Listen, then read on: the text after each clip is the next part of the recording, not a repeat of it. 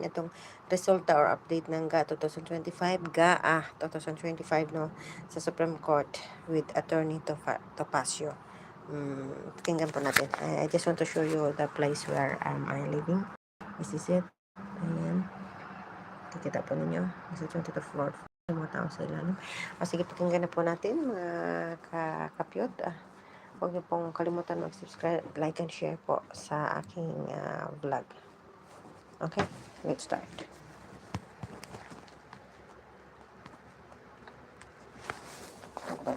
Ito.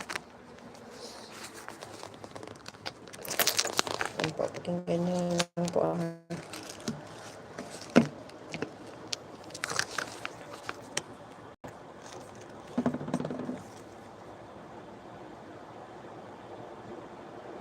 Now joining us via phone patch is lawyer and political commentator, Attorney Ferdinand Topacio. Good morning, Attorney Ferdy. Attorney Karen, it's always a pleasure to be in the show. Yes, I was hoping that you would be here in person, but let's talk about some of the current issues that our country is facing.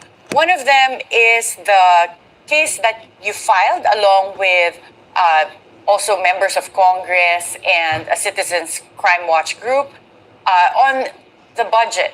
So there were graft and criminal cases that were filed, among them against House Speaker Martin Romualdez. Can you give us any updates on the status of this case? The latest action that we did with respect to that complaint, which incidentally is also for violation of certain provisions of the revised penal code, specifically falsification of legislative documents, is that we have a request for the Ombudsman to impose preventive suspension on the respondents. The reason being that the respondents are some of the most powerful people in this country, including himself, who has full control over the personnel of the House of Representatives, who have custody of the records. He has full control and supervision over all employees of the House of Representatives, and we fear, therefore we allege in our motion, that he may be able to tamper with evidence or influence or intimidate witnesses. That is why there is a need for preventive suspension immediately. Mm-hmm. And are you confident that this would be acted upon? Considering that, as you mentioned, these are very powerful people and the speaker is a cousin of the president. We are very hopeful because although these are the most powerful people we are dealing with, that is precisely the mandate of the Ombudsman. That is why it was made by the framers of our Constitution in their infinite wisdom to make them independent of any agency.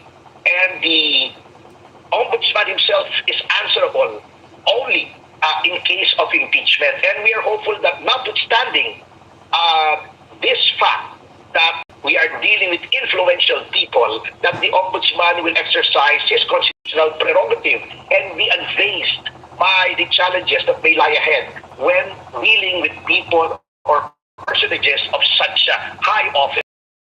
And going back to the case that you filed, can you give us a quick recap on the basis of the cases? So, one, graft cases, and also criminal cases. True. Yes. So, can you just give us an overview?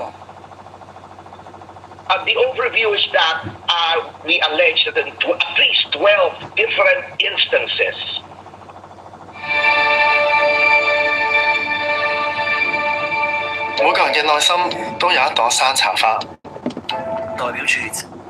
there were unauthorized insertions or additions to the General Appropriations Bill during the time, between the time that it was approved by the bicameral, meaning both houses of Congress, and the time that it was registered as a road bill.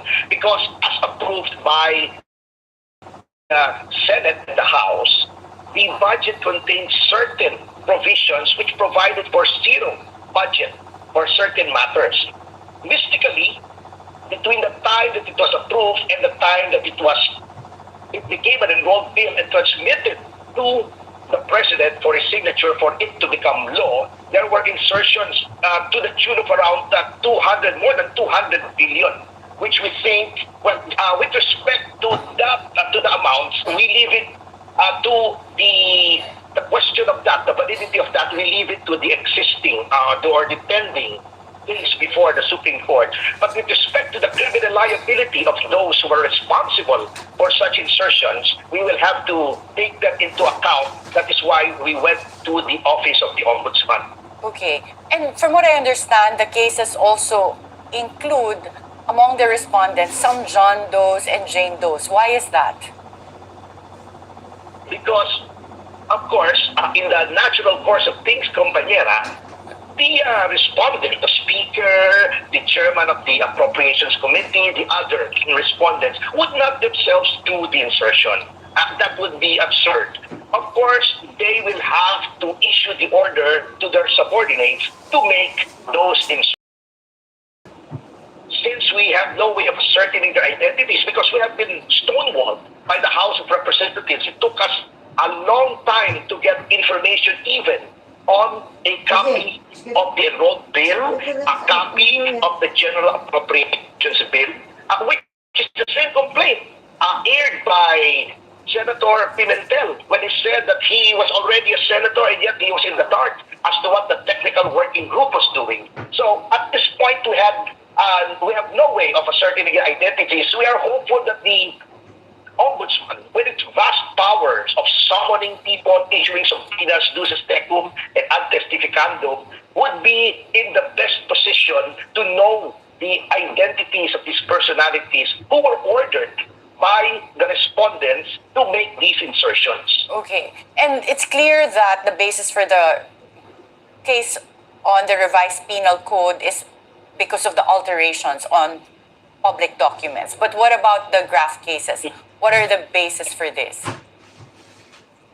Definitely, with the insertions in the hundreds of billions of pesos, the Filipino people were disadvantaged. They were cost damages because, as I've been saying, this is a crime not only against the revised penal code, but the Filipino people. These expenditures in the hundreds of billions were not approved by the representatives of the people in the Senate and in the House, and yet a small group of people, a small cabal, took it upon themselves to arrogate the powers of the entire legislature by putting in these amounts, which, if you will notice, Ma'am Karen, are in soft projects, meaning to say these are the projects that have been complained of since time immemorial as susceptible of being tampered with in so many possible ways.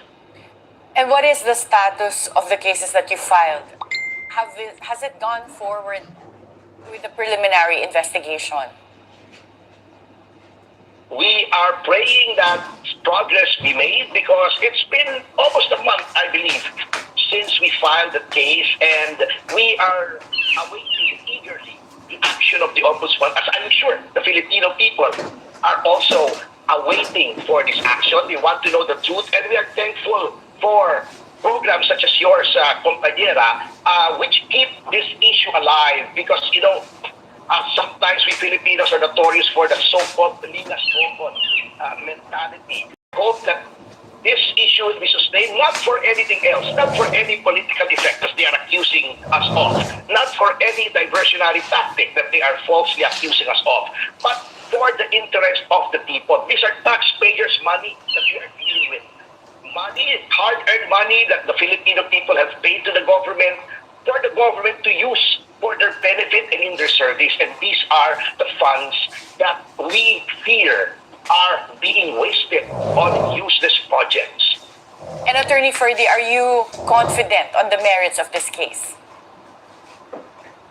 I am very confident that we have a good case here because the facts are so clear. It cannot be denied.